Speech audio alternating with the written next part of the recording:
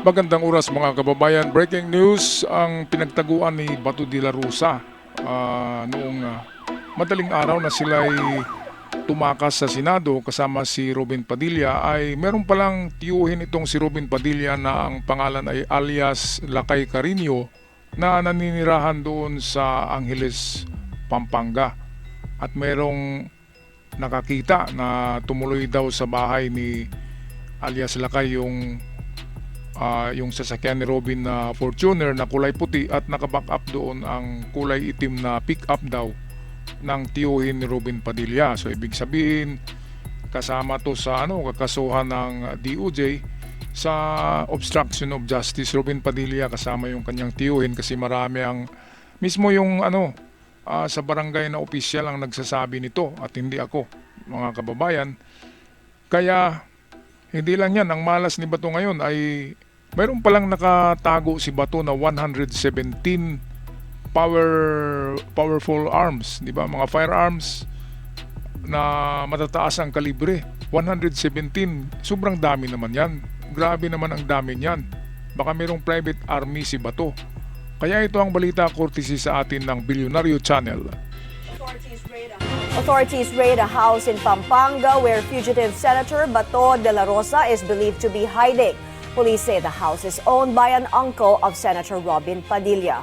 Kumuha tayo ng update mula kay Mike Corazon. Nakamonitor siya live sa Balibago in Angeles City in Pampanga. Micah, what's the latest? Nandito tayo sa Balibago, Angeles City, Pampanga, kung saan sinalakay ng CIDG kanina ang pinaghihinalaan na bahay na pinagtataguan ni Senator Bato de la Rosa. Pasado alas 6 ng umaga nang pasukin ng CIDG ang bahay na pagmamay-ari umano ng tiyuhin ni Senator Robin Padilla na si Virgilio Lakay Carino.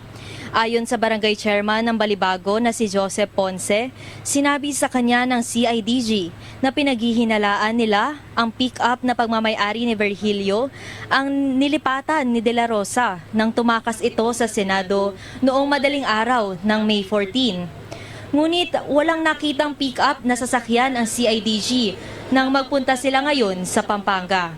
Okay, so mukhang guilty, no? Itinago yung pick-up. Kasi nga nakunan yan. May nakakuha ng video at nakunan yata ng video din sa Senate. Kaya huling-huli, di ba? Lalo na kapag nakunan yung plate number ay hindi na makapagkaila, di ba? Wala nang kasinungalingan. Tapos ang lahat kay Robin. Kasama na tuloy na nadamay patuloy yung kanyang tiyuhin, di ba? Naapula kay Carino.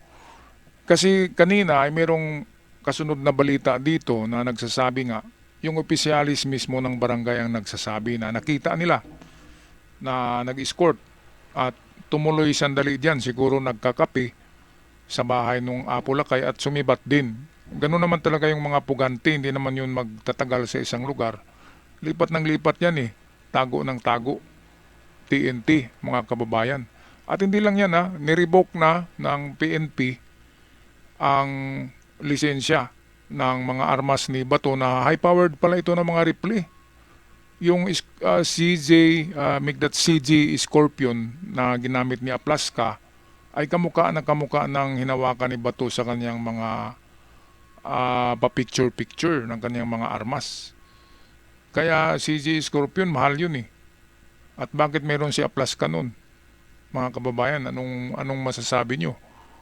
Okay, so eto na nga, dumating na ang kay Robin, ang kaso na hinihintay niya, itong obstruction of justice.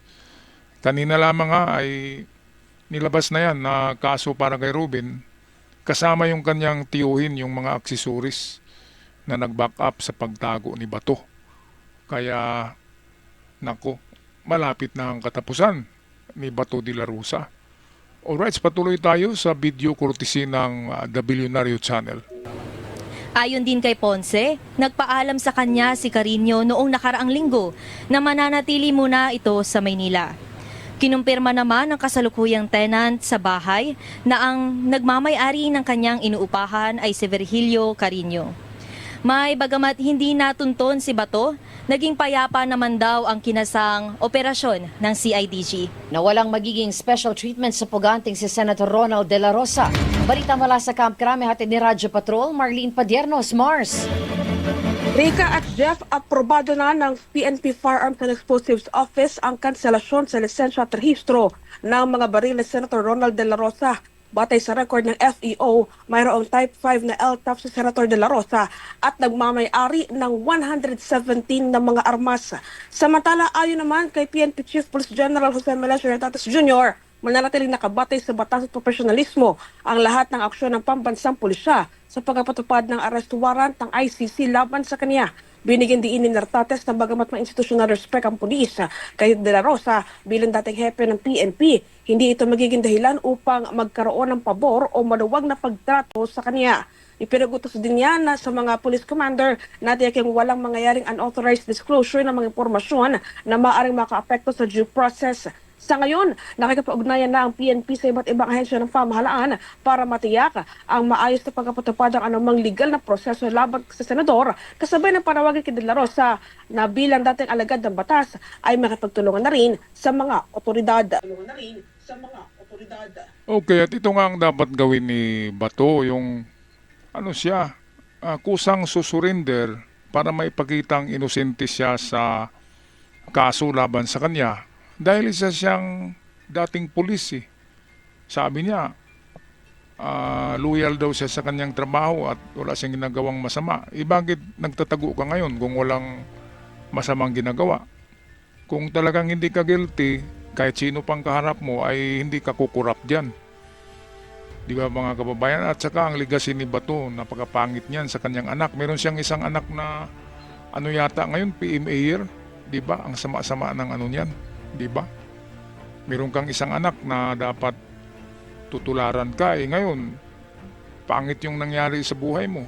Di ba? Sangkot ka sa mga kung ano-ano diyan. Kaya mapiktuhan yung anak mo na sana malinis yung kanyang record ng anak mo ay mabahiran yun ng legasiya mo na tago ng tago dahil sa takot ka sa batas. Ikaw naman yung batas noon. Di ba mga kababayan? Siya yung batas noon eh. Tapos ngayon siya yung tago ng tago sa batas. Wala namang problema yan kasi lahat ng mga pulis kakilala niya eh. Pwede namang sumuko siya. At merong special treatment kapag kusa kang susuko. Baka hindi ka papusasan yan.